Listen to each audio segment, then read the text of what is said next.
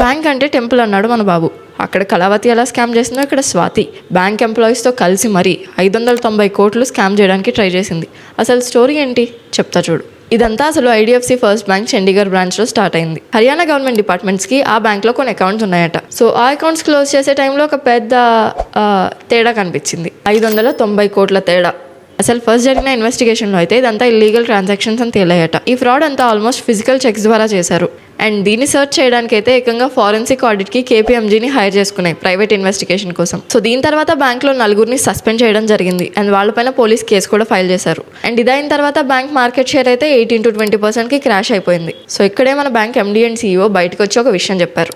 ఇదేం సిస్టంలో జరిగిన టెక్నికల్ గ్లిచ్ కాదు, మా bank staff and out Zydus కలిసి వేసిన ప్లాన్ అని ఆయన ఒప్పుకున్నారు. ఆల్సో ఇది జస్ట్ ఆ బ్రాంచ్ ఇష్యూ మాత్రమే, మొత్తం బ్యాంక్ది కాదు అని ఆయన క్లారిటీ ఇచ్చారు. కట్ చేస్తే ఈ ఐడిఎఫ్సి బ్యాంక్ని హర్యానా గవర్నమెంట్ డీఎంపానల్ చేసింది. అంటే ఇంకా గవర్నమెంట్ ట్రాన్సాక్షన్స్ని హ్యాండిల్ చేసే బ్యాంక్ లిస్ట్లో నుంచి దీన్ని తీసేసింది. అండ్ ఈ ఫ్రాడ్లో పార్ట్గా కొంతమంది అరెస్ట్ చేశారు. ఫస్ట్ ఈజ్ డిబావ్ రిషి, ఫార్మర్ మేనేజర్. అసలు ఈ ప్లాట్లో మెయిన్ అక్యూజ్డ్ అతనే అంటున్నారు.